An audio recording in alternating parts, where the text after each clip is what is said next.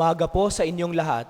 Magandang umaga po, Father. Ilang araw na ang nakakalipas, nagkaroon ako ng pagkakataon na mag-blessing dito sa ating parokya, sa isang barangay natin, ng isang batang namatay.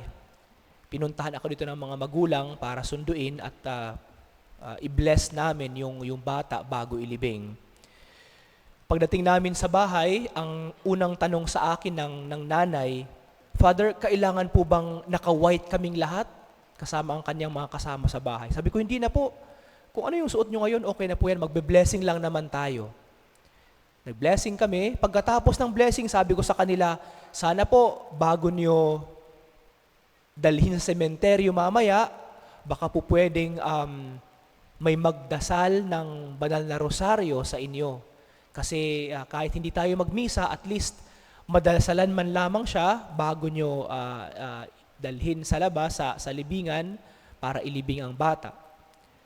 Tanong ng nanay sa akin, "Kailangan po ba, Father, kami ang magdasal? Pwede po ba kami noon o kukuha kami ng iba?" Sabi ko, hindi po masama kung kayo ang magdadasal. At mas maganda nga kung kayo mismo na pamilya ang magdadasal ng banal na rosaryo. Sabi ng nanay, "Hindi po ba bawal yun?" Sabi ko, kailan po naging bawal ang magdasal? Lalong-lalo na sa isang patay na tao. Minsan po kasi, nauunahan o inuunahan tayo ng mga sariling interpretasyon at mga paniniwala ng ibang mga tao. Kaya kung ano yung sinasabi ng iba, pinaniniwalaan din natin without even thinking, ano ang basis nito? Ano ang basis? Bakit bawal kaming magdasal? Gayong anak naman namin ito.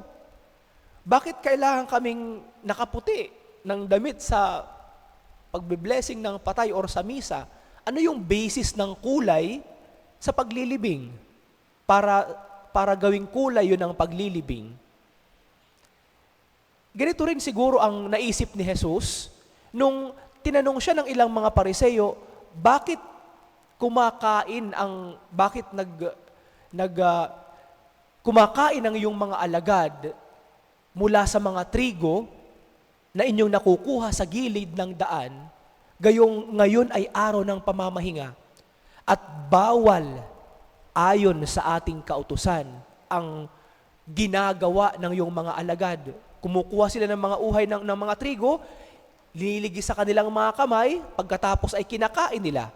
At para sa mga Pariseo, bawal ito ayon sa kautusan. Ano yung basis nila? Ang basis nila yung third commandment, na kung saan sinasabi na kailangang igalang ang araw ng pamamahinga. Yun ang sinasabi sa third commandment. Pero ininterpret ng mga Pariseo at sila mismo ang naglagay ng detalye. Ano ba yung mga trabaho na bawal sa araw ng pamamahinga? At para sa kanila, ang paghanda ng pagkain, bawal sa araw ng pamamahinga. Sa 2 beses na ako ay pumunta sa Holy Land, maraming pagkakataon na inaabot kami ng Sunday or Saturday doon sa Holy Land. At sabi ng hotel sa amin, during Saturday daw, puno sila lagi. Kaya nga, sa amin ng mga pilgrims, maaga kaming kakain. At merong reserved seat sa amin doon sa hotel for breakfast and for dinner. Dahil sa araw ng pamamahinga sa mga Hudyo, yung Sabado, eat all you can sila sa hotel. Doon sila sa hotel kumakain. Bakit? Bawal maghanda ng pagkain sa kanilang bahay. So pupunta sila sa hotel, pupunta sila sa restaurant, doon sila kakain kasama ang buong pamilya, dahil doon nakahanda na ang pagkain. Hindi sila ang naghanda. So ang pupunta nila doon, pagkain na lang. Hindi na sila maghahanda ng pagkain na kakainin nila. Mga ganitong pagkakataon na ini-interpret ng tao kung ano yung kautusan na sinasabi ng Diyos. At ang ating interpretasyon, we strictly apply it sa ating sarili, thinking na ang Diyos ay isang Diyos na napaka-stricto sa kanyang mga alagad. Na ang Diyos ay isang Diyos na stricto na kapag ikaw ay nagkamali, kahit sa isang pagkakataon lamang na maliit, sa pagsunod sa batas, nagkasala ka na agad. Ganun ang mga Pariseyo. At ganun ang paraan ng kanilang pagpapasunod sa mga Hudyo. Pero para kay Jesus, ang Diyos na kinikilala nila ay hindi Diyos na naaayon sa kanilang sariling interpretasyon sa kanyang pag-uugali. Oo, ang Diyos may hustisya.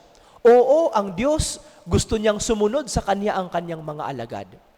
Pero ang Diyos may awa din at may habag. Ang Diyos na aking nakikilala at ating sinasamba ay isang Diyos na bagamat gusto niyang sumunod ang kanyang mga alagad sa kanyang utos, pero alam din niya ang kahinaan nating mga tao. At minsan, tayo pa ang mas strikto kesa sa Diyos.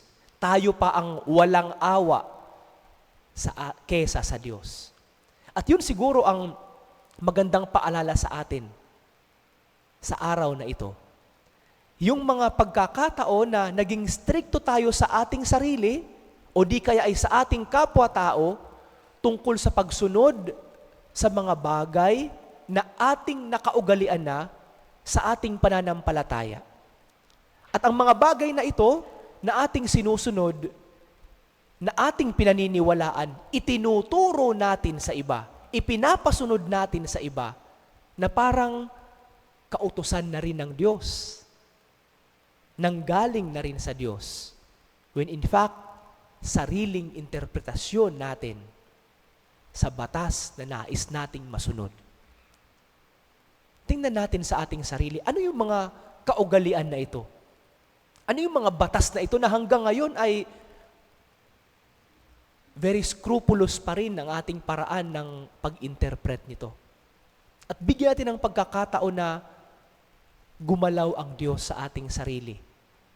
Turuan tayo ng Diyos sa mga bagay na nangyayari sa ating sarili.